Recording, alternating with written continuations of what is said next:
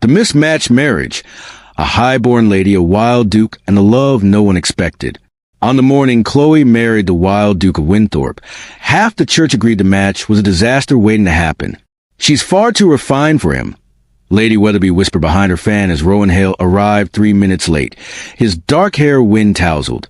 A small leaf caught on his shoulder from riding hard across country to reach the ceremony on time. And he's far too rough for her, someone else murmured, watching Chloe stand perfectly composed at the altar, every hair in place, her gown immaculate, her face betraying nothing of the terror churning beneath her ribs. Everyone in London society knew this arranged marriage was a spectacular mismatch. The question was only how spectacularly it would fail. Hello, lovely. If you're enjoying the story of two people who don't fit on paper, but might just fit in practice, I'd be so grateful for a like or subscribe. It helps me bring you more tales where differences become strengths and love arrives when you stop trying to force a perfect match. And if you'd like, tell me in the comments where you're watching from.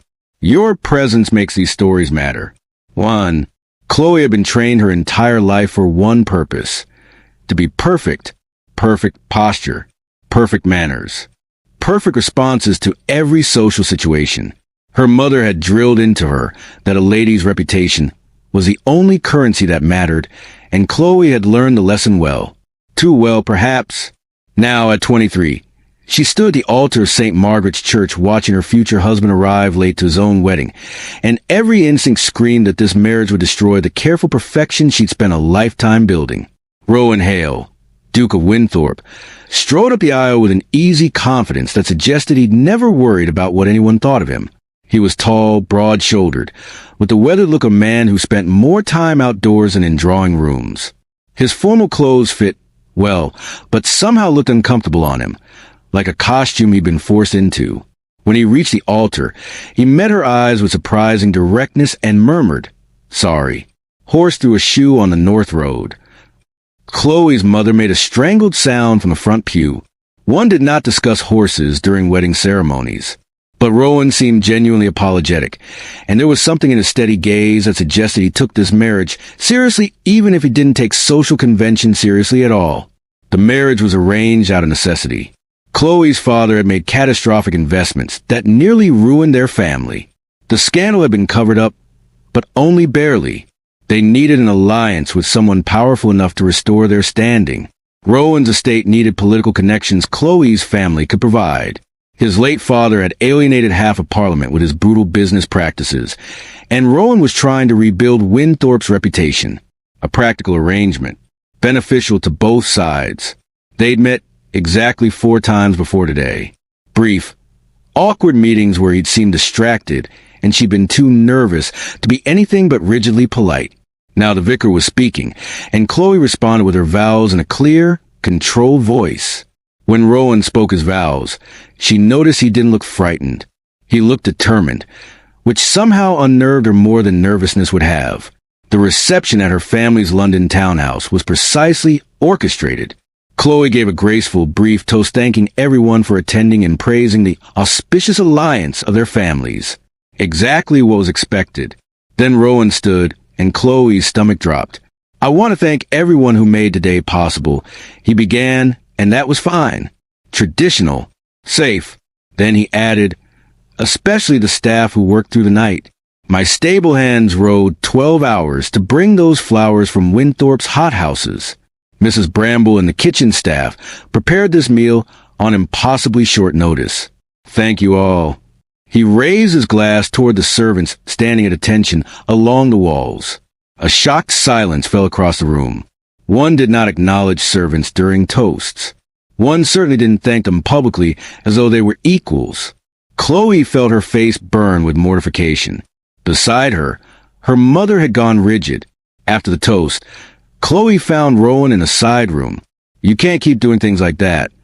He looked genuinely confused. "Doing what?" "Thanking the servants, in front of everyone, during the formal toasts." "Why not?" "They did the work." "Because it's not done." Chloe fought to keep her voice steady. "There are rules, protocols, things that simply aren't appropriate. Treating people like human beings is inappropriate." His voice held an edge now. then your rules need examining. They're not my rules. They're society's rules. And if you want to survive in this world, maybe I don't want to survive in a world where basic decency is scandalous. They stared at each other across the small room, and Chloe realized with sinking certainty that this marriage was going to be even more difficult than she'd feared. I'm trying to help you, she said quietly. I don't need help being less myself. Rowan's voice softened slightly. But I understand this is new for you too. I'll try to be mindful. It wasn't quite an apology, but it also wasn't continued argument. Chloe took it as the truce it was meant to be. That evening, they rode in his carriage toward Wynthorpe Hall. The journey would take most of the night. They sat on opposite benches, the space between them feeling vast. Rowan made a few attempts at conversation, asked about her interests. She gave careful, polite answers, asked about his estate. He described the cliffs and moorland with genuine passion that she couldn't quite connect to. Through the window, Chloe watched London fade into countryside, then into wilder terrain. Dark fields gave way to rolling hills and distant cliffs barely visible in the moonlight. Wynthorpe was remote, rugged, nothing like the manicured estate she knew. It's beautiful, Rowan said, following her gaze. Not refined beautiful, wild beautiful. I hope you'll see it that way eventually. Chloe said nothing. She couldn't imagine seeing anything wild as beautiful. Wildness meant chaos. Chaos meant loss of control.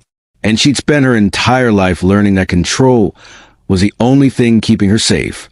As the carriage rolled through the darkness toward her new life, Chloe wondered, had she just escaped one disaster only to walk directly into another?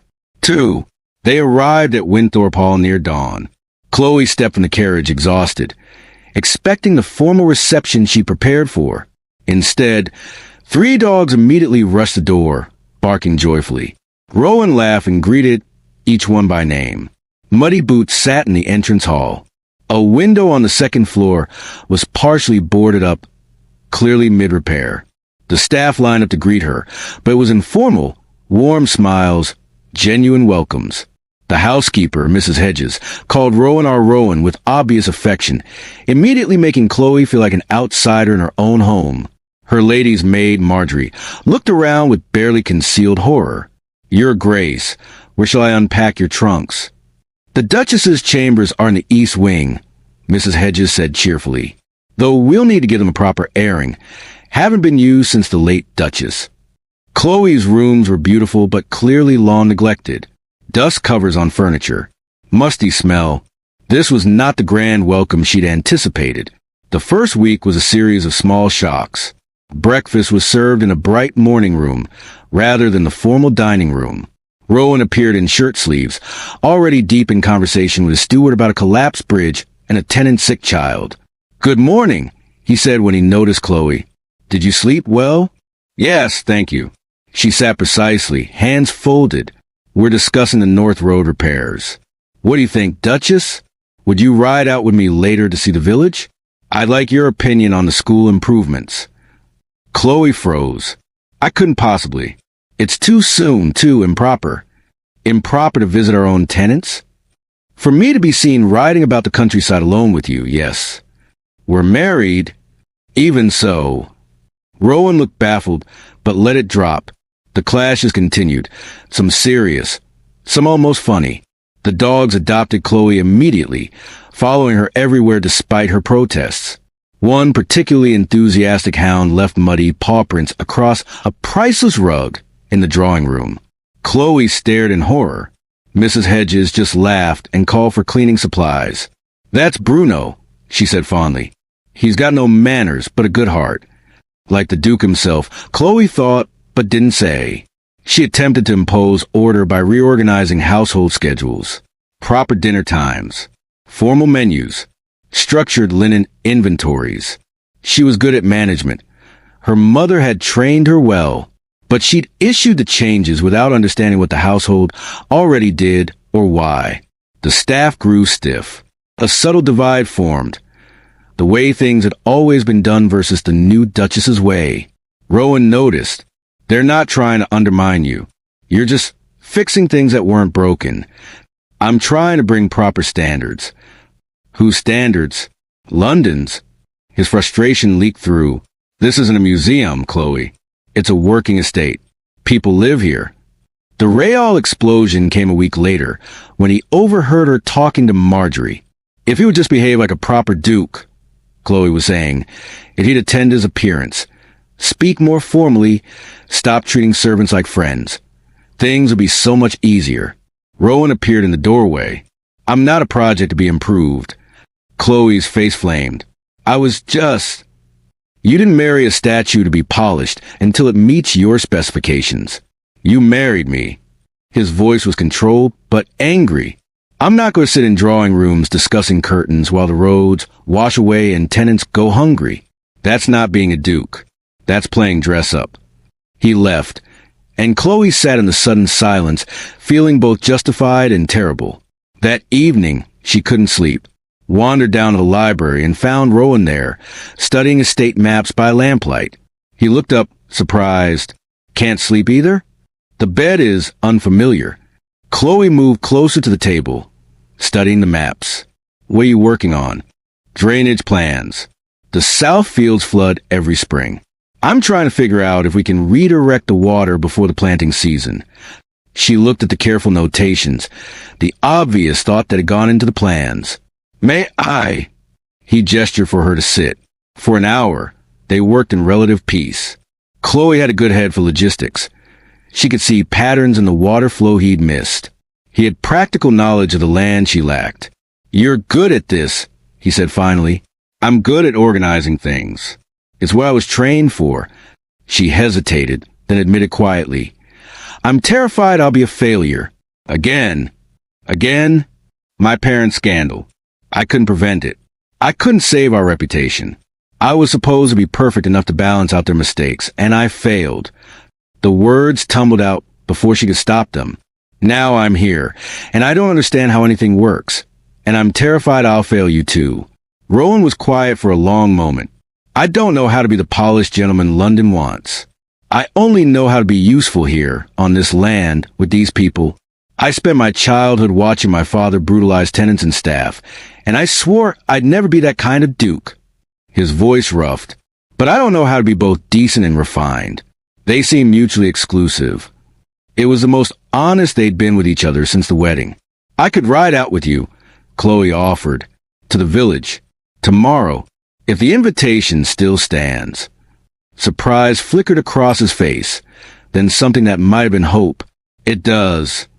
And you could try one formal dinner my way, just to see if it's as terrible as you think. A small smile. Deal. It wasn't friendship yet, but it was the first crack in the wall between them. 3. They rode out the next morning under gathering clouds. Dark, heavy things that promised a storm.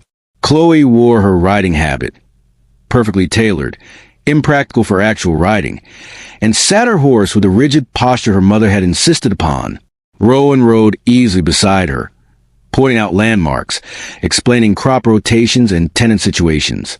In the village of Thornbury, they found chaos. The bridge over Thornbury Beck had washed out in recent rains, cutting off the smaller hamlet beyond. A family there had failed crops, and a seriously ill child who couldn't reach the doctor. Chloe watched Rowan transform. The slightly awkward man from London society became a decisive leader, organizing repairs, calling people by name, personally hauling timber through increasingly heavy rain. This was a wild duke everyone mocked. But he didn't look wild. He looked capable, needed, real. While Rowan dealt with physical labor, Chloe found her own way to help. She convinced the vicar to open the church hall as temporary shelter, organized food contributions from multiple households, so the burden didn't fall on the poorest families. Used her perfect lady voice, the one that commanded automatic obedience, to persuade a snobbish neighboring landowner to lend wagons and workers. She could play the society game. She was just playing it for good this time.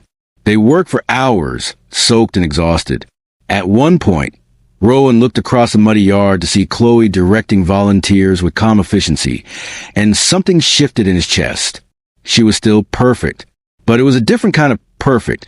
Useful, practical, human. Chloe caught him staring. What?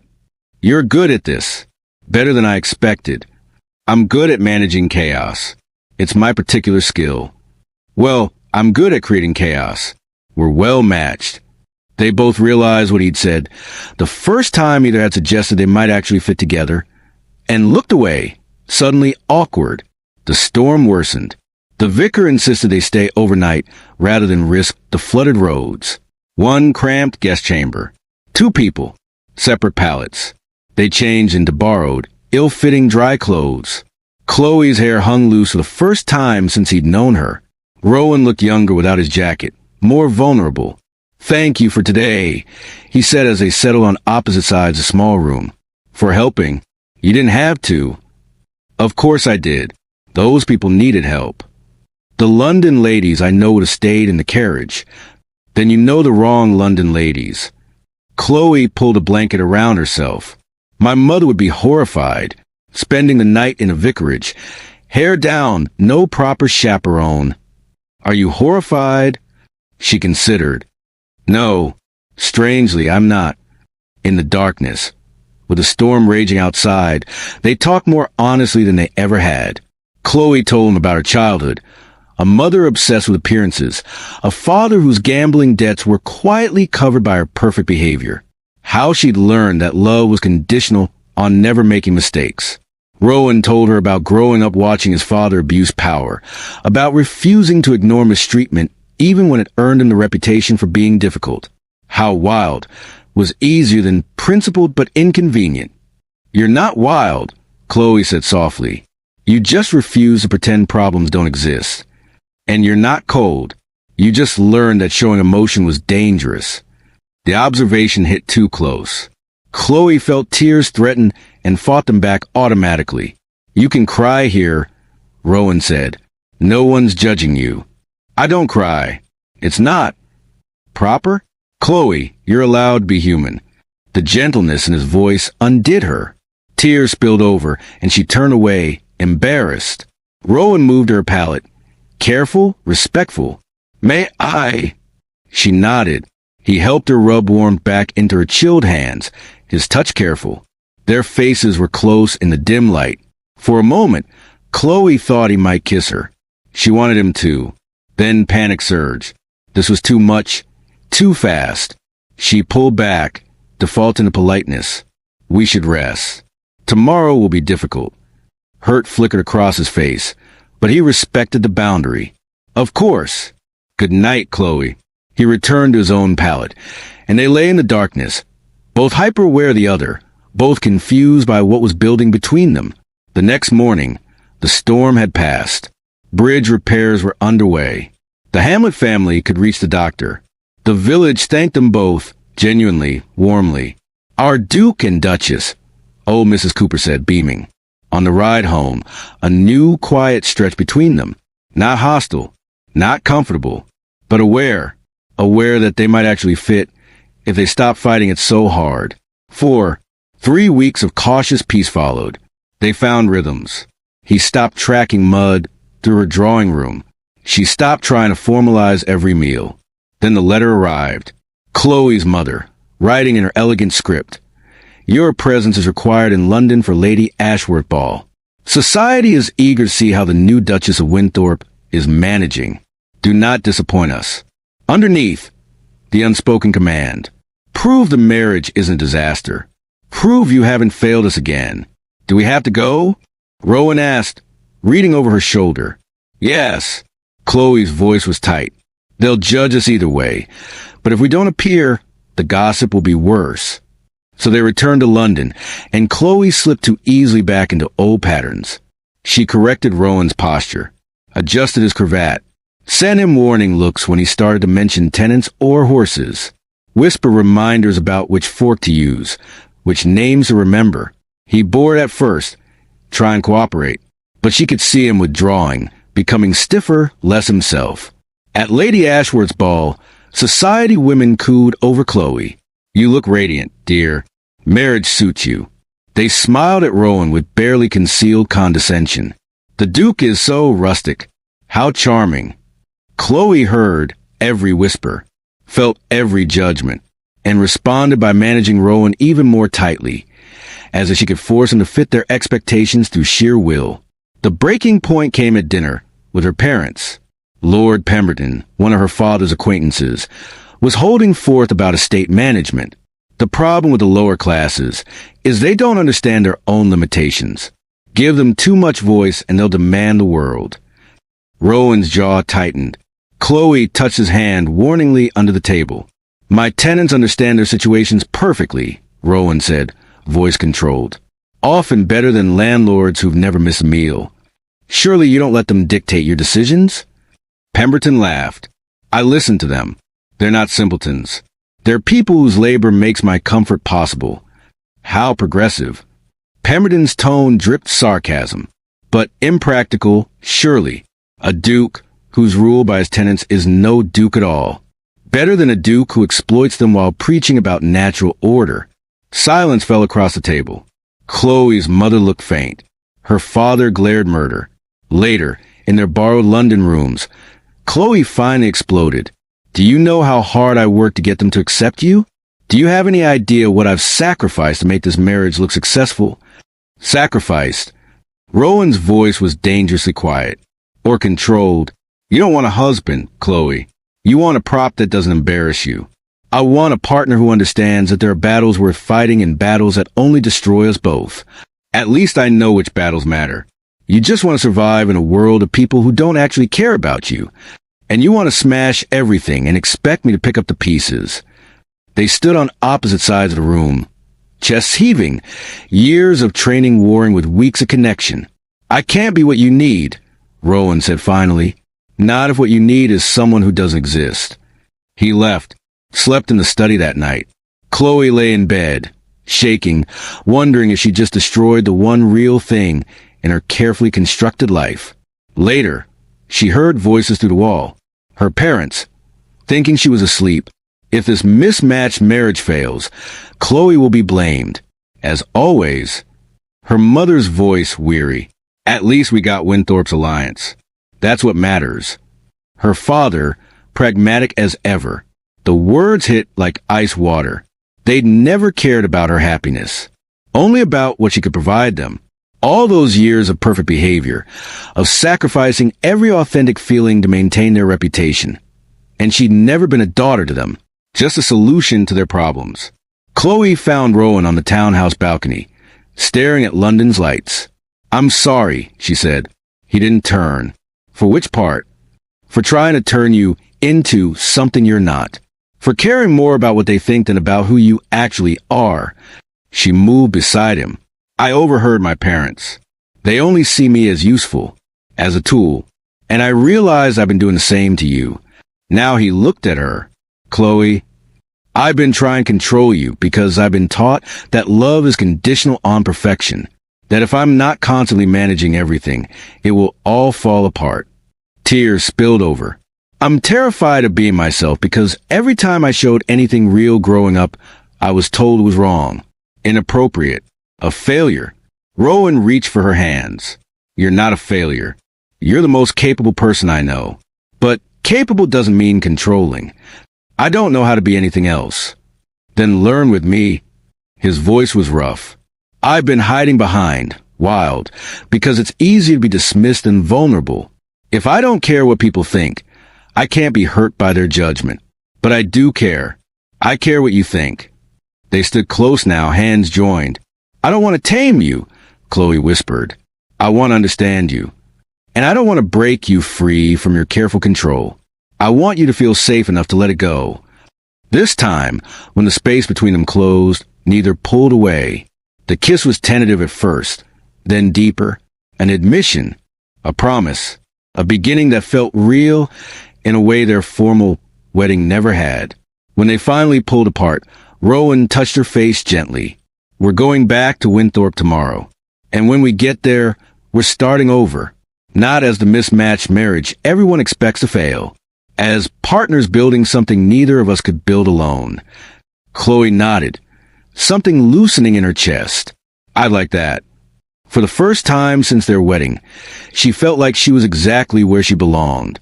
I'm trying to be braver. Chloe managed a smile. You're a terrible influence.